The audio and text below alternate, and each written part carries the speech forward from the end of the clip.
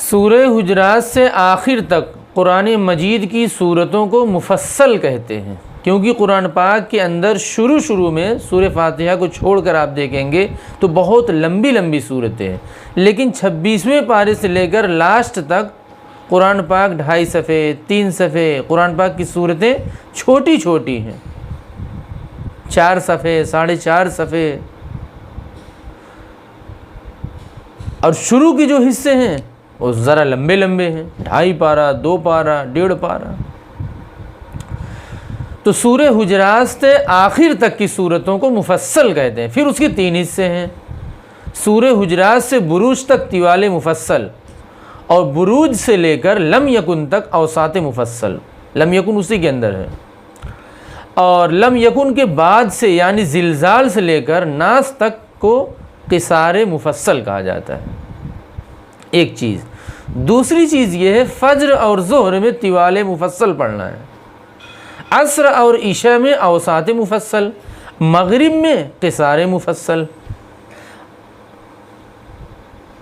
ये जो तफसील बयान की गई है इमाम और मुनफरिद दोनों का एक हुक्म है। तिवाले मुफस्सल का मतलब क्या है? तिवाल माने लंबा, मुफस्सल माने टुकड़ा टुकड़ा, पार्ट पार्ट। औसात मुफस्सल का मतलब क्या है? उसके मुकाबले में जो ज़रा कम हो, बीच बीच हो, बिटवीन हो, वस्त से बना है औसात। अब मुफस्सल के माने टुकड़ा टुकड़ा। क़िसार मुफस्सल जो उससे भी छोटी हो। ऐसा करने का मकसद क्या है? ताकि कोई आदमी नमाज में बहुत लंबी सूरत न पढ़ने लगे। देखिए, नमाज में और तरावी में फ़र्क करना है। ऐसा नहीं कि आप नमाज शुरू कर दिए हैं तो इसकी कोई हद नहीं है, ऐसा बिल्कुल नहीं है। एक लिमिट है, लिमिटेशन मामला है। दोनों में फ़र्क है। नमाज में इंसान मूड बना कर खड़ा होता है कि मैं नमाज़ पढ़ने जा रहा हूँ। तरावी में इंसान मूड बना के खड़ा होता है कि मैं तरावी पढ़ने जा रहा हूँ। अब उसके जहन में ये बात पहले से रहती है तरावी की नमाज लंबी होती है, इसलिए उसमें कोई ख़तरा नहीं और इसमें ख़तरा है। अब मैं एक बहुत बड़ी गलत फ़हमी की तरफ लेके चल रहा हूँ। जो लोग गलत फ़हमी में डूबे हुए हैं, और आज से नहीं सदियों से डूबे हैं,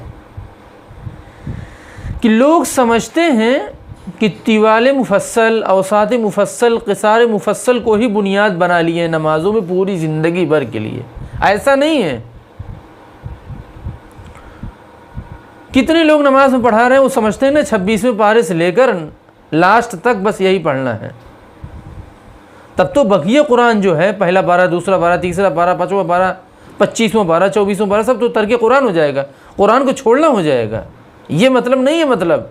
मतलब ये है कि 26वें पारे से लेकर हुजरात से उधर की सारी सूरतें छोटी छोटी हैं, 2.5 सफ़े 3 सफ़े 3.5 सफ़े की हैं।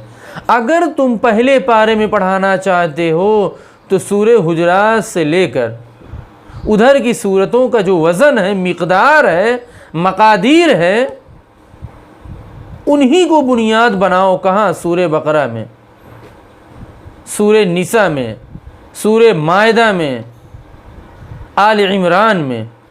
अब एक आदमी मगरिब में मान लीजिए क़िरात कर रहा है, और अलम तरा कैफ़ा आमतौर से लोग पढ़ाते हैं, और अलम तरा कैफ़ा के अंदर 5 आयतें। अब किसी ने सूरह यासीन शरीफ शुरू कर दिया, तो अगर यासीन शरीफ पढ़ना है तो उसका मतलब नहीं पूरे यासीन पढ़ डालना है। उसका मतलब ये है कि 5 आयत, 6 आयत, 7 आयत को बुनियाद बनाकर रुकू में चले जाओ। ये इसका मतलब है। अब एक आदमी है, मान लीजिए मगरिब ही की नमाज है, सूरह बकरा पढ़ाना शुरू कर दिया, तो उसका ये मतलब नहीं पूरा ख़त्म करना है। उसका मतलब ये है कि जो क़िसार मुफस्सल वाली मिक़दार है उसी मिक़दार को यहाँ लाना है। सूरह बकरा में 5 आयत, 7 आयत, 8 आयत, उसके बाद फ़ौरन रुकू कर लेना है। इसका ये मतलब है। कितने लोग पूरी ज़िंदगी नमाज़ पढ़े, वो समझ रहे थे कि बस 26वें पारे से लेकर लास्ट तक ही पढ़ना है, इधर हाथ नहीं लगाना है, इधर हाफिज जी लोग लगाएंगे जो तरावी पढ़ाते हैं। बस ऐसा नहीं है। ये बहुत बड़ी गलत फ़हमी है, और अच्छे अच्छे लोगों की जहन में यही बात बैठी हुई है, जो कि बिल्कुल गलत है। इससे मक़ादीर मुराद है, मिक़दार मुराद है। इसके अलावा इससे कुछ मुराद नहीं है कि पूरी ज़िंदगी बस 26वें पारे से लेकर नास तक ही पढ़ना है। अगर ऐसी हमारी सोच है तो नास है। जज़ाकल्लाहु खैरा।